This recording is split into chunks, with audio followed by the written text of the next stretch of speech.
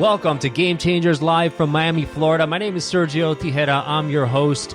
And each and every week, we bring you someone who has been a game changer in their field and who's touched the lives of thousands to get their perspective on their journey, their mindset, their struggles and successes so that we can inspire you on your journey.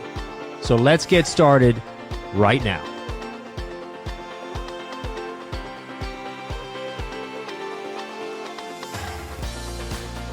And welcome everybody to Game Changers Live. You can catch us each and every week on your favorite podcast channel, Google Podcast, Spotify, Apple Podcast, LinkedIn, YouTube, you name it. You can find us here bringing you inspirational people to inspire you on your journey.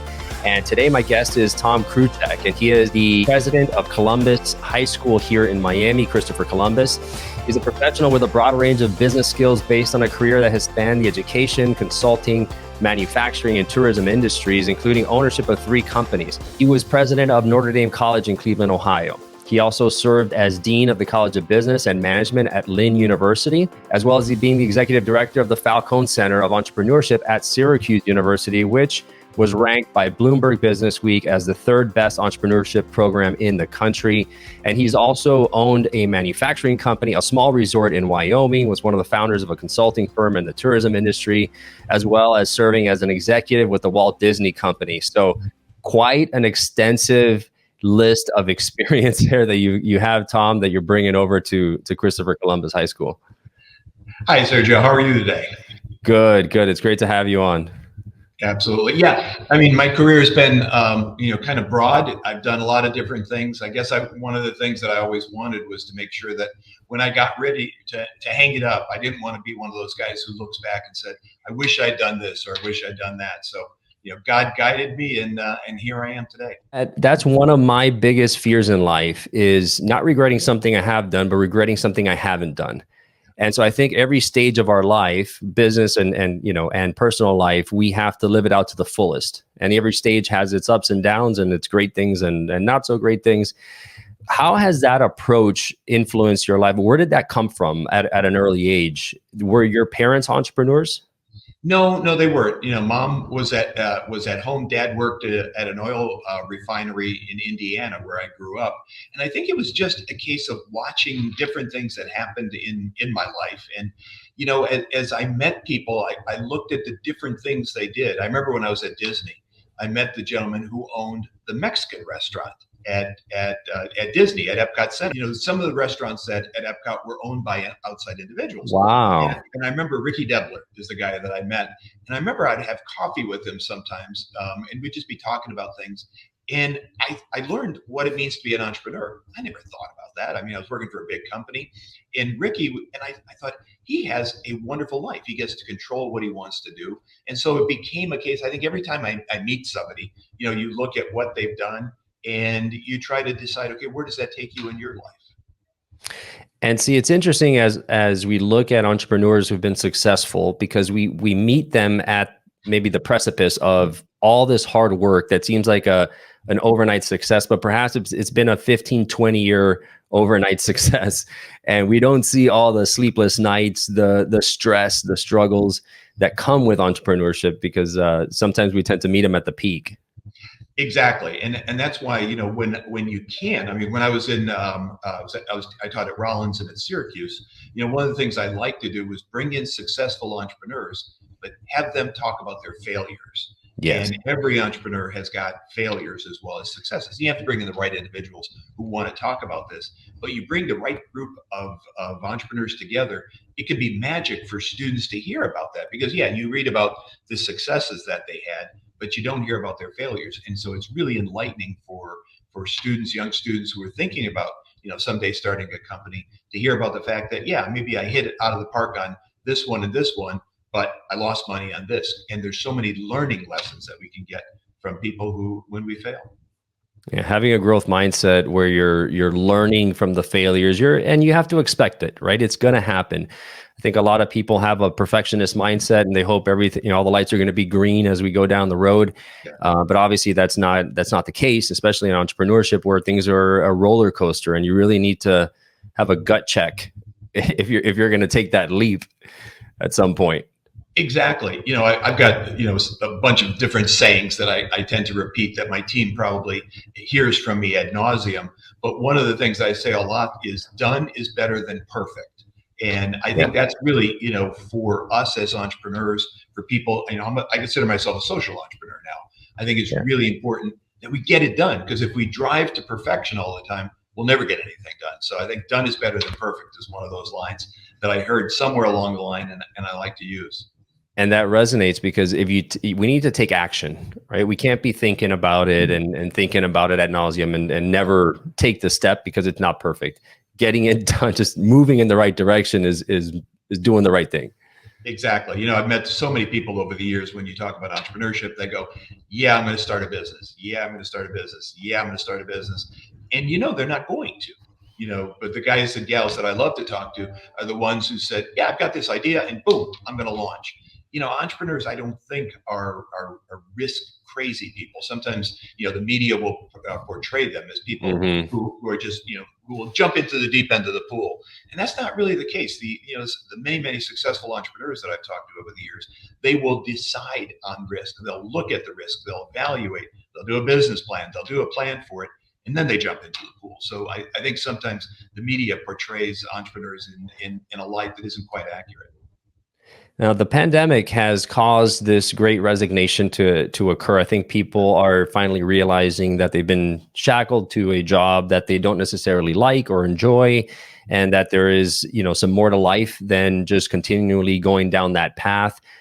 How do you see that impacting the world? Yeah, absolutely. I think, I saw some numbers the other day, so over the last couple of years, we were seeing the number of people starting businesses had been declining, but now we're seeing it, definitely going up, because I think people understand that, the world can change on a dime very quickly. And, when you look at entrepreneurs and people who want to launch businesses, they want to control their own destiny. And I think that to me is the thing that's the best about entrepreneurship. Yeah, there's worries, there's there's sleepless nights. You work more than ever.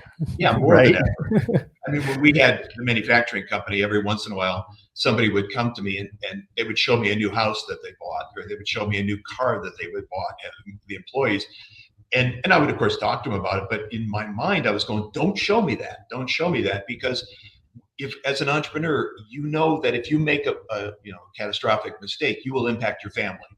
But when you have employees, you have lots of extra family members. Basically, you have an extended family that you have responsibility for. And so I think that's the other thing that entrepreneurs do, is they take on the responsibility for their family, but also their employees as well.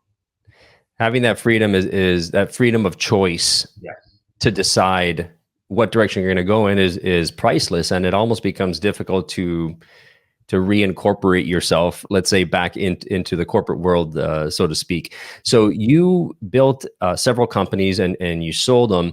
You found yourself at what age once you decided to, quote unquote, retire before you relaunched your new career into education? Tell me about that. Yeah, so it was around 2001 at the time, when there was a lot of money being thrown around, and I played hockey every Saturday, and we were living in Orlando. The business was in Orlando, and I was taking off my gear and talking to a guy who ran a portfolio of companies next to me, and he said, "Have you ever thought about selling your business?" He said, "This might be a good time to sell it," and I hadn't thought about it.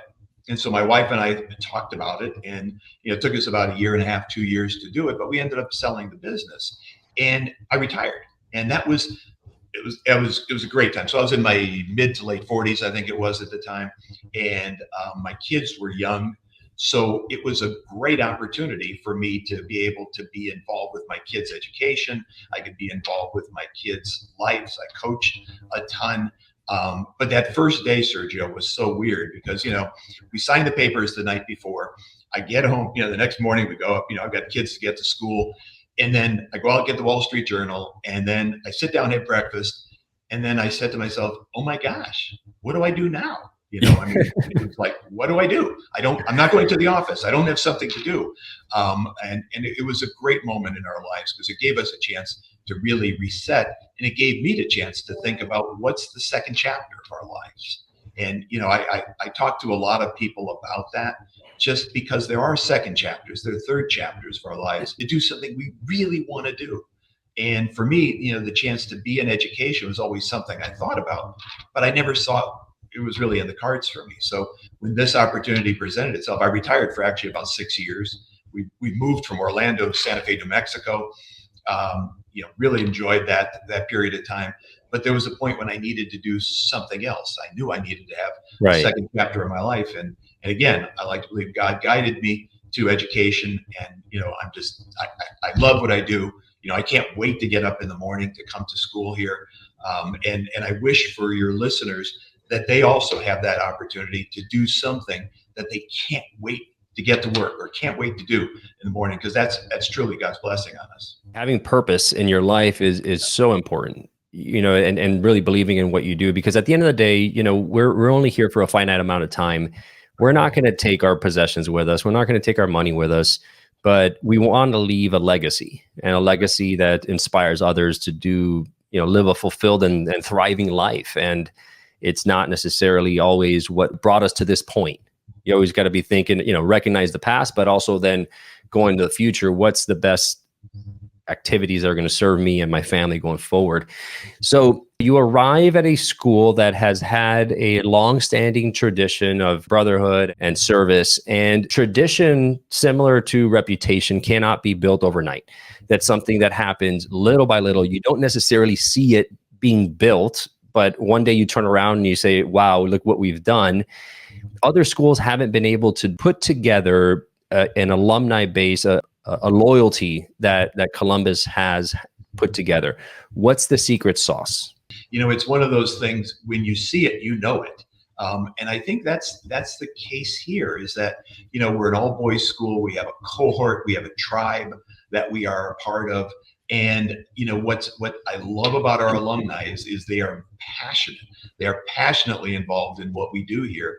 But our alumni will walk into my office and they'll go, Tom, you might want to think about doing this. And then how can I help?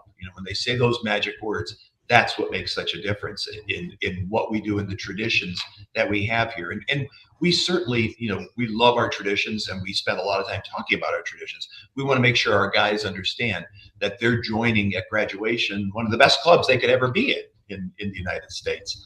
And, the power of the brotherhood.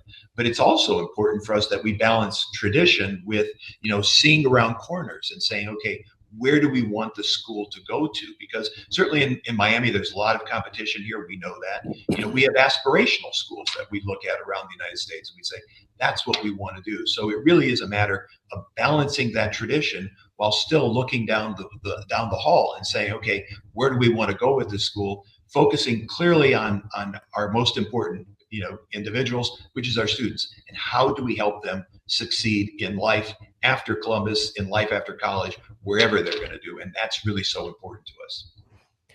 Being a student today has to be so much more difficult than it was even when I was in school in the 80s and 90s.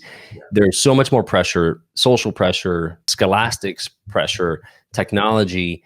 How are students dealing with the mental health side and the social and emotional learning, from that standpoint? Yeah, Sergio, it's very difficult, I think, on students today, because, social media, certainly creates an issue of, when you get admitted to a college, you put it all over social media, and your parents put it all over social media, and everybody cheers that you've gotten into this school. And if you don't get into that school, you don't post it and you feel badly about it. We spend a lot of time trying to tamp down the anxiety here at school for our guys. We've gotten into a program a couple of years ago dealing with mindfulness. We're doing something with meditation now as well, because we want our guys to understand that, maybe you want to go to these elite schools, but it isn't necessarily, from a collegiate standpoint. I talk to parents and my guys here a lot about the notion of fit, because it's not necessarily where you go to college, it's how you go to college. That's so important. There's some studies that come back to 2014. And if any of your listeners want, I'd be happy to share that with them. That was done by one of the big outfits in the United States. And they surveyed 30,000 people who went to college, and they tried to figure out what made them happy. If they were happy in their adult life, what happened in college that made them happy? And it really wasn't about whether they went to a big school or a small school, big brand, elite brand or not. It was what they did in college. And did they have the experiences? Did they have mentoring? Did they get the chance to do internships? Did they connect with a teacher for more than one semester? So those are the things that we want our parents to think about. Those are the things we want our boys to think about. But you're right, Sergio, this is a very difficult time. And, when we have those days when Florida or Florida State is sending out their admittance letters, those are difficult days, because some of our guys get in and some don't. You mentioned how we show up to college. That's such a good point, because it's not the brand name, but what you do there and how you show up mentally, right? If you have the perseverance, the grit, the stick it out, right? When you encounter challenges, how do you get back up? Because you will get knocked down, you will have issues. Yeah. You will have self-doubt, self-confidence issues if you're, especially if you're at one of these elite schools. It's difficult, but I love the saying that you go to college to learn how to learn and to learn about yourself, because you won't necessarily always apply what you learn, but that you grow from the challenge of it, and that's what you can take with you for life. Exactly. And, what we try to do here, I love the grit, because that's one of the things I think our guys have got a lot of grit. And I think, when we think about, our guys sending them off to college, we try to give them ideas of what careers might be out there. Most kids come to high school and they think I can be a doctor, I can be a lawyer, I can be a dentist, I can be an engineer, maybe a couple of other, but they think of this many careers, but there's this many careers that are out there. And so it's up to us to help expose them to those careers while they're here, so they could think about, well, maybe I can do this, maybe I can do this. We bring in one of our alums who runs Blue Missions, which is a great nonprofit here. I'm sure Danny never thought when he was here at Columbus that he was going to one day run a really important nonprofit organization. But that's the types of opportunities that are out there. And we want to expose our guys to those ideas so they have at least some sort of a frame of reference when they go to college. Because we want them to be on the 4-year program, not the 5-year program, not the 6-year program. Right. We want them to graduate in 4 years from college and having a better framework of what the world is like and what careers are potentially out there. That's why, for us, that's something that's really important. But, it's important in college to expose yourself to lots of different things and try different things. The role of schools is changing as well, just in the pedagogy and the way the content is delivered to maximize the impact on the student.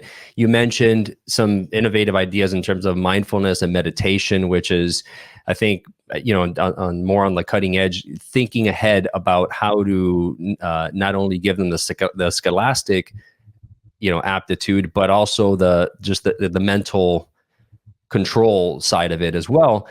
And you had mentioned balancing tradition with looking around the corner and what's coming up next. You have some alums who have made some very generous donations in the Mas and the Marcus Lemonis side. Tell me about that and the impact that that's had on the kids and the school. So, we are so blessed, and we are so blessed to have so many great alumni who help us and friends who help us as well. Because our business model is one where we don't charge a lot for tuition. So we charge around $14,000 a year for tuition. So to be able to do all the things that we want to do, we have to bring in contributions and people like the Moss family, Marcus Lemonis and Mario Suedas helping us with the new building, the amazing day we had in December when Marcus came here and give us the $10 million gift. Those are the gifts that help us to do the things that we want to do. We wanted to broaden what we're doing to help our guys understand about careers and college. And Marcus's gift is certainly the thing that's going to enable us to launch that center that will allow us to do it. But those gifts are, I think also a reminder for our boys about the notion of paying it forward at some point in time. And, I love the idea that, Marcus, I think, mentioned it that day. He said, the next Marcus Lemonis is probably in the audience out here today. He just doesn't know it yet. And that's the thing that we love is seeing it pay forward. I had a guy who came in to speak at my college one time, and he talked about the rule of 15, which I liked. He said, the first 15 years of your life, you learn. Next 15 years of your life, you earn. And then the last 15 years of your life, you still earn, but you give back and you pay it forward. And so I think for us, when we have guys like Marcus and Mario and the Moss family come in and show their generosity, I think those are the things that are important for our guys, because they learn it's important to pay it forward. And what is going to happen in those buildings? Tell me a bit about that. Yeah, so we've got really two centers that we're creating. One is it's going to be, a little bit of office space that we're creating, but really the focus is the program. So the Pat Call and Irene Como Center, which is going to be focused on college guidance, is going to be helping our guys right from day one when they get here. They get here as a freshman, and we're going to start talking about college, thinking about what are they good at, what are their strengths, what are they maybe not as strong at. We want them to start thinking about their college application as freshmen. Oftentimes what happens is guys start thinking about it senior year and they find out, oh, I should have done this, I should have done this. Too late. It's a little late then. So we're going to start freshman year, and we're going to, basically help our guys. We're going to bring in a lot of guest speakers. We're going to do a lot of video. Sergio, we'd love to have you come in and speak to our guys as well. I think any of these things where we're able to expose our guys to different people, different frames of reference, different career opportunities, we want to do that. And then we're developing the Desmond Family Success Center to help out some of our guys who come from more difficult backgrounds, who are going to need a little bit more help to be able to be successful all the way through their career. And so those two centers, thanks to Marcus's incredible generosity, we're launching them right now. We're building a building. We're starting that very shortly, but we're beginning the process of expanding both those areas. And we're just, again, so blessed. Growing up with mentors and having mentorship and some guidance in school is important. Who were the mentors and inspirational people in your life that had a big impact on you? I mean, like many of us, my dad was a huge impact, for me. My dad was just the hardest working guy I'd ever seen. I mean, he always worked so hard. He sent my brother and I to college, and he was just an amazing guy. And he always, was very, very strong in his faith. He was strong in his family. So he was certainly, one of those guys who I admire, immensely. And then, along the way, I met other people. I mentioned Ricky Debler from the Mexican restaurant. I've got two mentors right now, both one's older than me, one's younger than me, who have been in education a lot longer than I have. And so, I think it's always important we look to mentors. So I've got people that I can pick up the phone and I can call and say, hey, we're experiencing this. How did you deal with it? I've also got an extraordinary school board here as well, and they help me as well because they come to meetings, they're involved. But best of all, when we've got issues, we've got challenges, I can pick up the phone and call any one of them, from Jose Mas to Marcus Lamonas to a lot of our guys in our school board, and they will always answer the question. So I think it's really important to always think about, who will be people that can help me.